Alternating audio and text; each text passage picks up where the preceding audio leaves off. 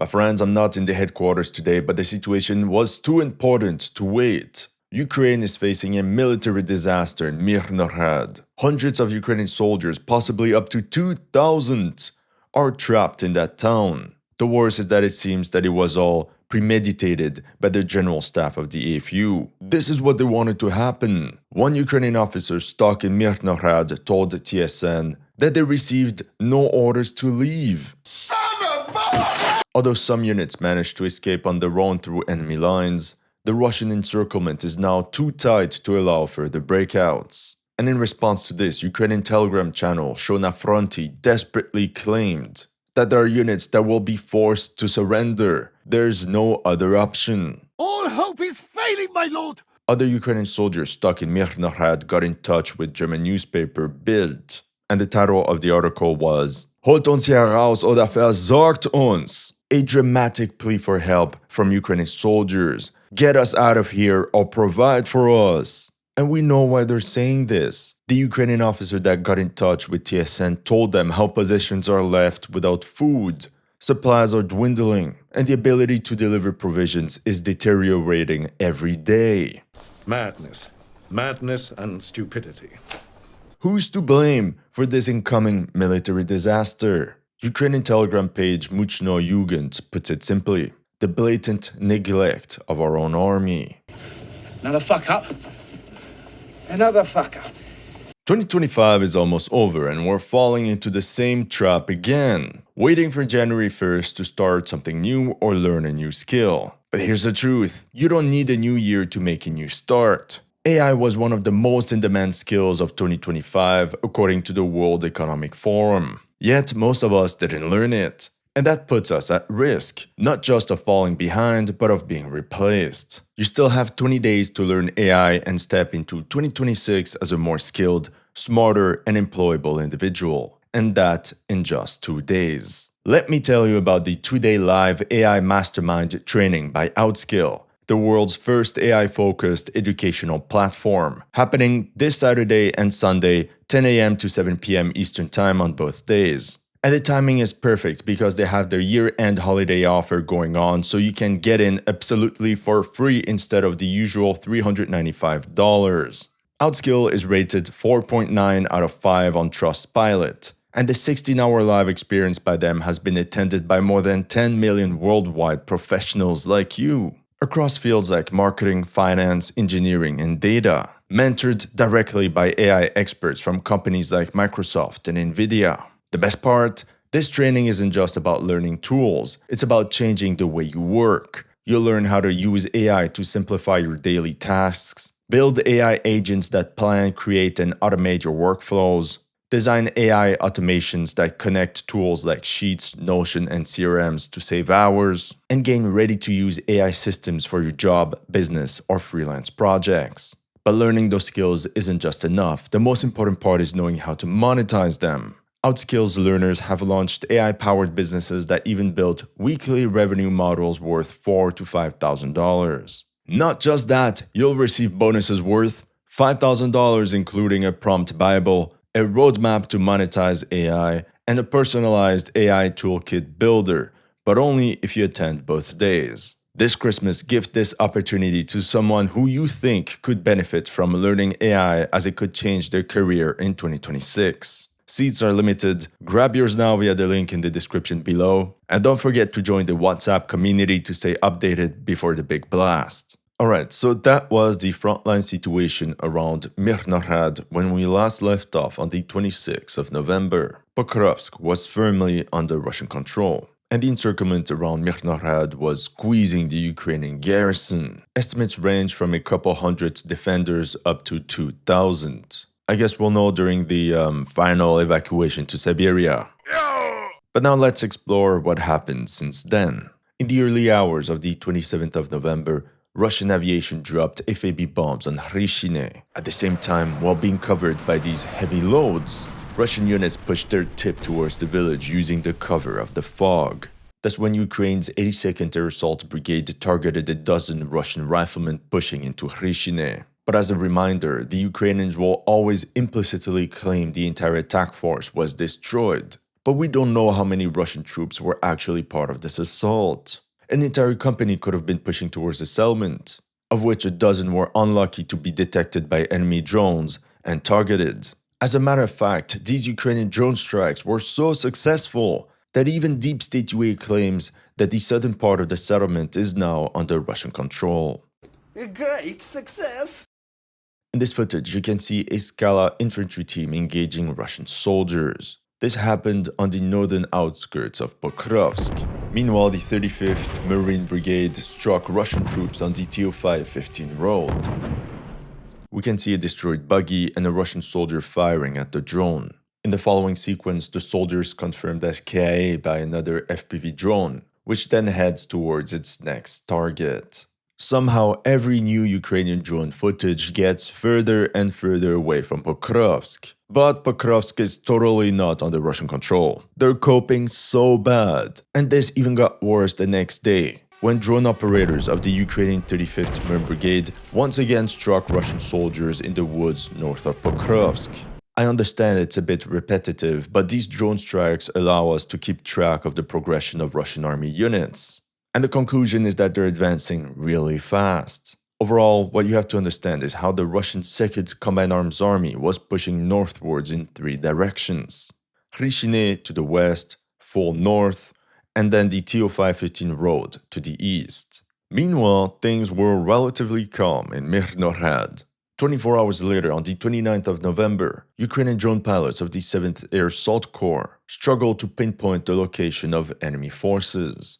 Visibility was effectively very low due to dense fog obscuring the battle space. And this even if the UAVs used thermal imagery. That allowed Russian rifle teams to make even more gains. So that video was recorded in the Hryshine direction. There, Russian forces were continuously expanding their foothold in the village. This Russian push was even confirmed on Telegram by Ukrainian war analyst Zvezdiets Manhustu. He wrote, "The enemy grabbed hold of the southeastern outskirts of Hryshine itself and are now trying to consolidate their position there. But simply, if Hryshine falls, it will be the beginning of the Battle of Dobropilya, that large town located 10 kilometers to the north that the Russians tried to take during their surprise attack in August 2025. At the same time, more Russian troops poured into the industrial sector of Rivne. This video was really tragic. We see an older Russian soldier, probably in his 50s or 60s. We can even try to imagine as to why he even enlisted in the military, and he just assumes that the drone laying on the ground was inactive. And in the next frame, we just see the explosion. Look, the rule with drones is simple. When in doubt, shoot it! While all this was happening, the armed forces of Ukraine remained on the defensive. No large counterattacks were reported. There was also no sign of a relief force being formed to save the trapped garrison of Myrnohrad. However, we can note this Ukrainian airstrike on this coal mine 2 kilometers east of Rodinske. Maybe this could indicate the Ukrainians are softening enemy positions in this factory in preparation of an assault. But as of now, it's just speculation. On the 30th of November, that same Ukrainian war analyst, Zvezdiets Manhustu, also confirmed that Myrnohrad was in fact encircled, and that the depth of the encirclement was increasing. Now, if we zoom in and focus on Myrnohrad proper, reports indicated that 2 Russian soldiers got targeted by FPV drones of the 38th Marine Brigade on the eastern entrance of the town. Once again, 2 Russian soldiers out of a much larger force that wasn't detected. Meanwhile, heavy fighting continued at the southern edge of Myrnohrad. Here we got the interesting point of view of a Ukrainian soldier of that same 38th Marine Brigade stuck in that city. We can observe how the soldier is firing towards these buildings with his rifle, and then he's doing the same with the grenade launcher. Someone geolocated this right here, meaning the soldier fired at buildings 100 meters away. And overall, this indicates there's a lot of back and forth in this direction. But this also confirms the hypothesis I mentioned last video. So from a tactical perspective, we can guess that pushing along this road is very difficult for the Russians. For the west, Russian reinforcements advanced through this residential sector of Pokrovsk to strengthen spearhead elements. But some of the units were intercepted by enemy FPV drones of the 425th Scala Regiment. They reported 15 Russian soldiers KIA. But we don't know within what time frame. Was it within a day or a week? As you will see in a minute, Scala is very dishonest in the way it releases information. December 1st, the Ukrainian garrison opened the advent calendar hoping for a nice surprise. Whoops, FAB bomb. A Russian airstrike was recorded in this area of Myrnohrad, and this is the impact of an FAB 1500, meaning a 1500 kilogram bomb. An entire portion of the building simply collapsed. Imagine the number of casualties if Ukrainian soldiers were positioned there. They're all gone. Just like this commie block, the situation in Myrnohrad was degrading quickly. Here, Ukrainian war correspondent Yulia Kirienko said, "The enemy is accumulating through the fog, which is impenetrable, meaning the drones can't see anything." And then she continued by saying, "The Russians are trying to squeeze the city even more into a ring." To make the situation even more dramatic, the general staff of Ukraine is making no effort whatsoever to rescue these troops that are now surrounded. They've been effectively abandoned and sacrificed, like a simple pawn on a chessboard. But maybe that was the entire point. Oh yeah, I almost forgot, that same day on December 1st, the 2nd Command Arms Army officially raised its colors on Pokrovsk.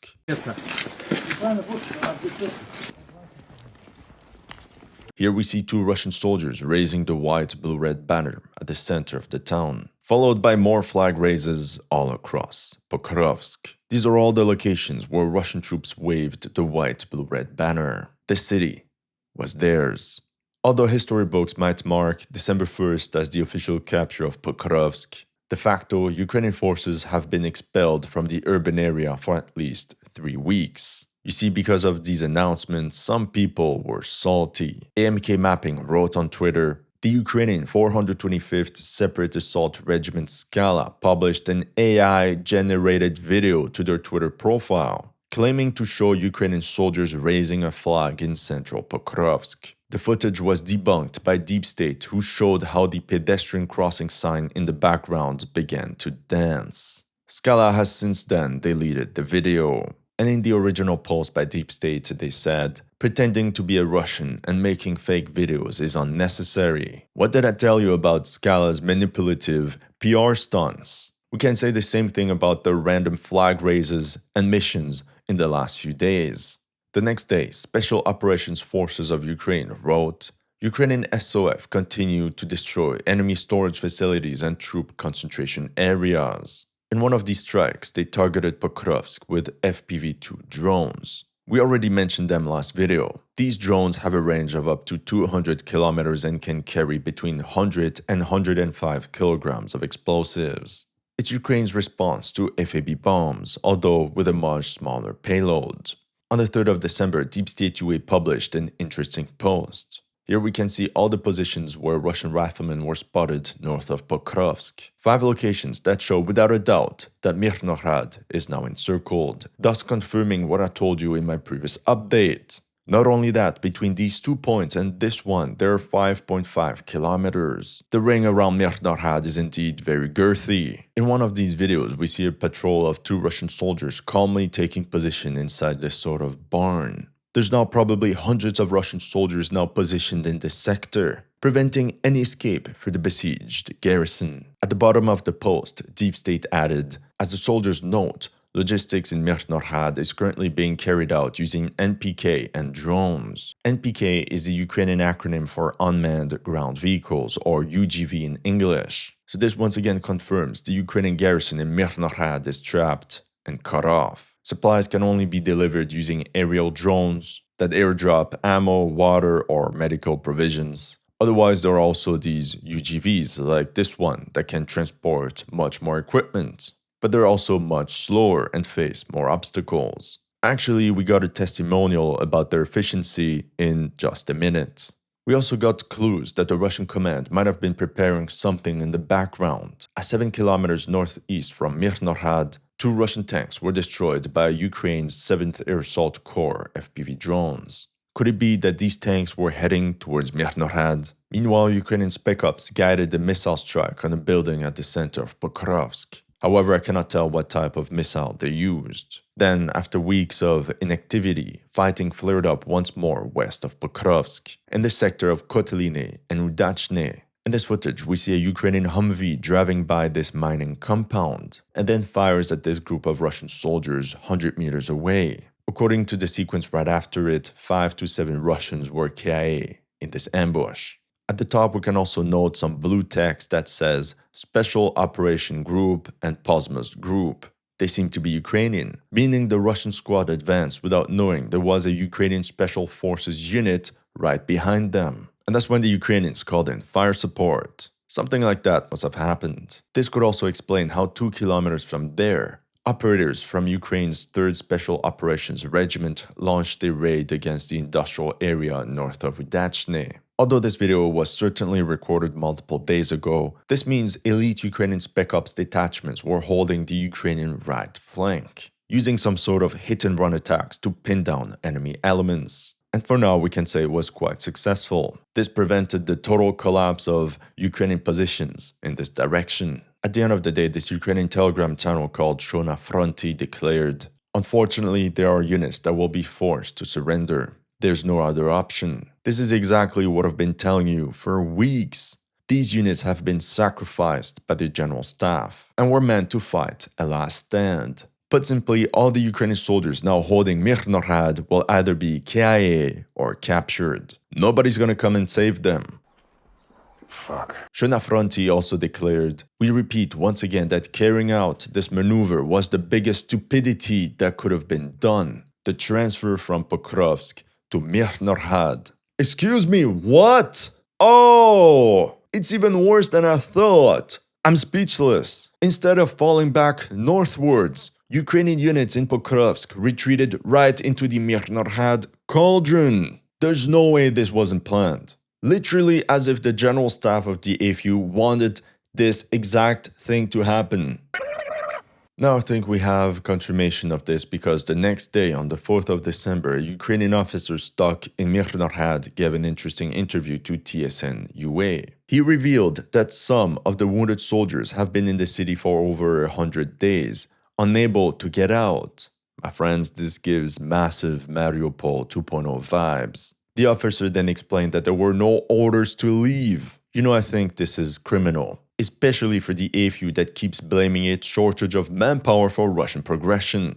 How about you actually take care of your men instead of sacrificing for pointless missions? The officer continued by stating, supply is also becoming critical. Fuel is starting to run out, and without it, it is impossible to even lift drones. Positions are left without food, supplies are dwindling, and the ability to deliver provisions is deteriorating every day. That's what I mean by criminal orders. It's one thing to plan a last stand in Myrnohrad. It's another to leave these troops without enough supplies to even sustain this last stand.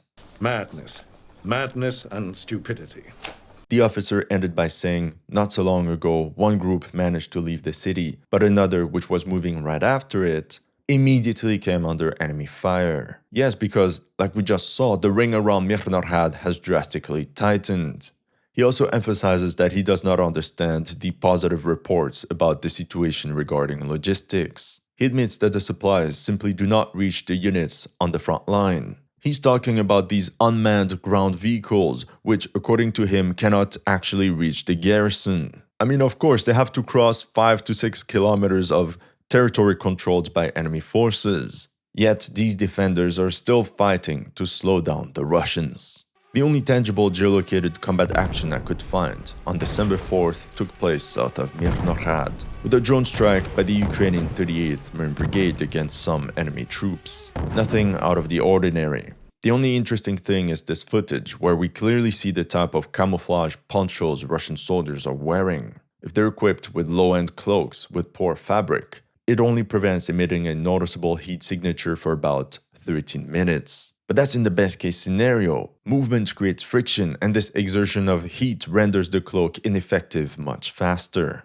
You know, I'm sure many of these Russian soldiers are not even told all this information. And that's how they don't take the proper precautions while wearing these ponchos out on the battlefield. They think they're actually invisible when actually they're like blinking Christmas lights. Oh yeah, and according to that officer, more than 1,000 Ukrainian military personnel in and around Myrnohrad are now trapped. The next day, on the 5th of December, no news from the siege of Myrnohrad. The only thing worth mentioning was how 4 soldiers from the Ukrainian 425th Skala Regiment spent 67 days in a house inside Pokrovsk. Skala has proven that they're the final boss of propaganda at the end of the game, so we have to be extremely suspicious of any claims they make. For example, they said a pile of bodies of Russian soldiers formed near the house, which were often eaten by stray dogs. Such story is most likely made up. If you don't want to be noticed by enemy forces, you wouldn't want a pile of enemy casualties all around your position. This doesn't even make sense. These guys probably hid in a basement for 2 months. Eventually, they were rescued and they sneaked out of Pokrovsk. The end. On the 6th of December, this Ukrainian Telegram channel called Myrnohrad described the critical situation in Myrnohrad and ended by stating how we got to this point. Because of the blatant neglect of our own army. Because we should have started preparing the defense yesterday. The only explanation I have is that the Ukrainian command got caught off guard by the Russian progression in Pokrovsk. And by the time they acknowledged reality, it was already too late. But yeah, you can see the talent of the genius bar commanding the Ukrainian army.